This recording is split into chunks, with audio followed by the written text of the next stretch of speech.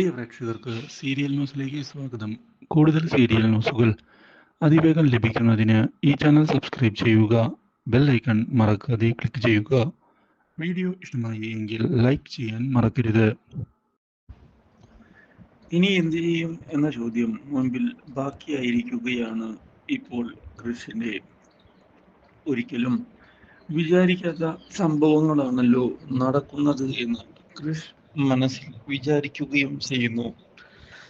ഇതേ തുടർന്ന് കൃഷ് കൺമണിയോട് ക്ഷമ ചോദിക്കുന്നതിനായി ചെല്ലുന്നുവെങ്കിലും കൺമണി കൃഷ് സാറുമായി ഇനി തനിക്ക് യാതൊരു ബന്ധവും ഇല്ല എന്ന് തുറന്നു പറഞ്ഞിരിക്കുകയാണ്. എന്റെ കൃഷ് സാർ മരിച്ചുപോയി.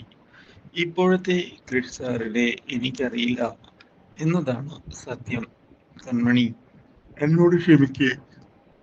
എനിക്ക് തെറ്റ് പറ്റിപ്പോയി എന്നത് തന്നെയാണ് സത്യം. ഞാൻ നിന്നോട് ചെയ്തത് ഒരിക്കലും ശരിയായില്ല. ഞാൻ അതിന് നിന്നോട് മാപ്പ് ചോദിക്കാനാണ് വന്നിരിക്കുന്നത്. വേണ്ട സാർ, ഇനി സാർ ചെറുതാകരുത് എൻ്റെ മുന്നിൽ. എനിക്ക് അതാണ് പറയാനുള്ളത്. എന്തായാലും സംഭവിച്ചതെല്ലാം സംഭവിച്ചു. ഞാൻ ഇതേപ്പറ്റി കൂടുതൽ സംസാരിക്കാൻ ആഗ്രഹിക്കുന്നില്ല. ഇതോടെ കൃഷാകെ പകച്ചു പോവുകയാണ്. എന്താണ് പറയുക, എങ്ങനെയാണ് കാര്യങ്ങൾ മാനേജ് ചെയ്യുക മുതലായ ചോദ്യങ്ങളാണ് ഇപ്പോൾ മുമ്പിൽ ബാക്കിയാകുന്നത്. ഒരിക്കലും വിചാരിക്കാത്ത സംഭവങ്ങളാണല്ലോ നടക്കുന്നത്. ഇതേ തുടർന്ന് ഓഫീസിലേക്ക് പോവുകയാണ് കൺമണി. പക്ഷേ ഓഫീസിലെത്തുന്ന കൃഷ് വീണ്ടും കാര്യങ്ങൾ പറയാൻ ശ്രമിച്ചതിനെ തുടർന്ന് കൺമണി കൃഷിനോട് പ്രശ്നങ്ങൾ ഉണ്ടാക്കരുത് സാർ. ഞാനിവിടെ ജോലി ചെയ്യാനാണ് വന്നിട്ടുള്ളത്. അതുകൊണ്ട് തന്നെ എന്നെ അതിന് അനുവദിക്കണമെന്നാണ് എനിക്ക് പറയാനുള്ളത്. ഒരുപാട് കഷ്ടപ്പാടുകളുണ്ട് ജീവിതത്തിൽ. സാർ അത് മനസ്സിലാക്കണം. ഇതോടെ കൃഷ് ആകെ പകച്ചു പോകുന്നു.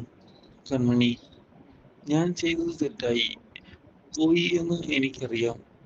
ഞാൻ അതുകൊണ്ടാണ് ക്ഷമ ചോദിക്കാൻ തയ്യാറായി ഇവിടേക്ക് വന്നിരിക്കുന്നത്. നീ എന്നോട് ക്ഷമിക്കണം. അതാണ് എനിക്ക് പറയാനുള്ളത്. അവിടെ നിന്ന് ഇതേ തുടർന്ന് കൃഷ് പോകുന്നു. എന്നാൽ ഇതേ സമയം ഭാഗ്യശ്രീ കാരണമാണ് തന്റെ പദ്ധതി പാളിയത് എന്ന് മനസ്സിലാക്കുകയാണ് സുമിത്ര.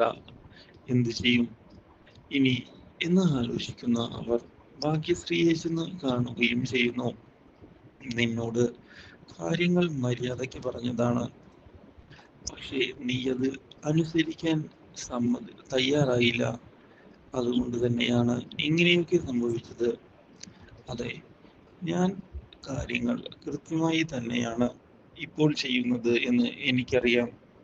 നിങ്ങൾ പ്ലാൻ ചെയ്തതുപോലെ ഒന്നും നടക്കുകയില്ല. ആ കാര്യം ഞാൻ ഉറപ്പു നൽകുകയാണ്.